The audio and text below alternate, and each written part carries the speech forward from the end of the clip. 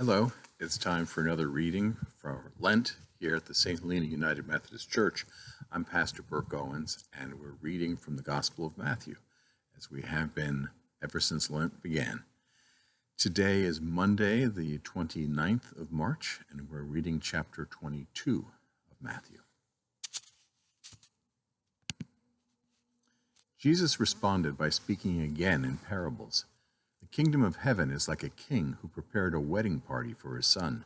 He sent his servants to call those invited to the wedding party, but they didn't want to come.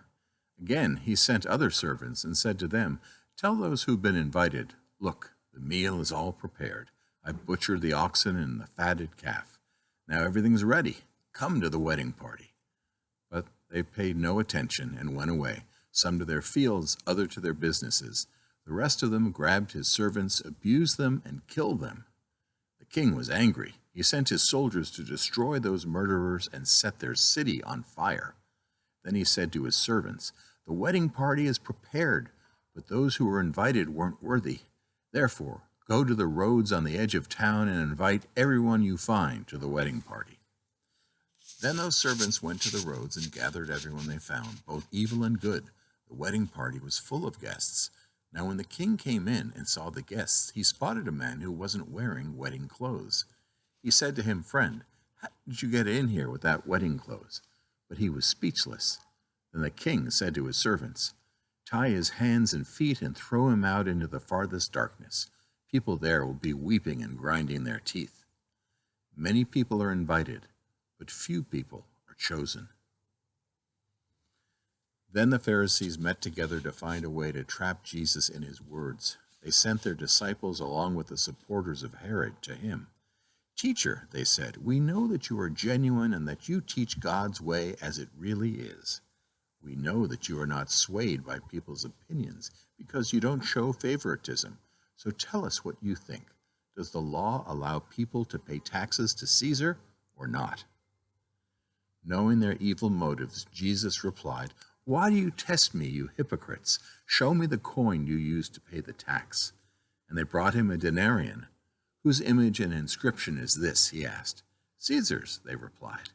Then he said, "Give to Caesar what belongs to Caesar, and to God what belongs to God." When they heard this, they were astonished, and they departed. That same day, Sadducees, who denied that there is a resurrection, came to Jesus. They asked, "Teacher, Moses said, if a man who doesn't have children dies, his brother must marry his wife and produce children for his brother. Now there were 7 brothers among us. The first one married, then died. Because he had no children, he left his widow to his brother. The same thing happened with the second brother and the third, and in fact with all 7 brothers. Finally, the woman died. At the resurrection, which of the 7 brothers will be her husband? They were all married to her." Jesus responded, "You are wrong because you don't know either the scriptures or God's power. At the resurrection, people won't marry, nor will they be given in marriage.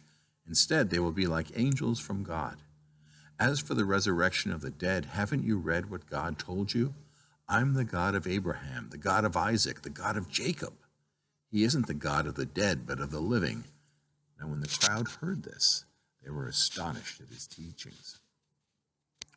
When the Pharisees heard that Jesus had left the Sadducees speechless, they met together. One of them, a legal expert, tested him. "Teacher, what is the greatest commandment in the law?" He replied, "You must love the Lord your God with all your heart, with all your being, and with all your mind. This is the first and greatest commandment, and the second is like it. You must love your neighbor as you love yourself. All the law and the prophets depend on these 2 commands." Now as the Pharisees were gathering, Jesus asked them, "What do you think about the Christ? Whose son is he?" "David's son," they replied. He said, "Then how is it that David, inspired by the Holy Spirit, called him Lord when he said, 'The Lord said to my Lord, sit at my right side until I turn your enemies into your footstool'? If David calls him Lord, how can he be David's son?"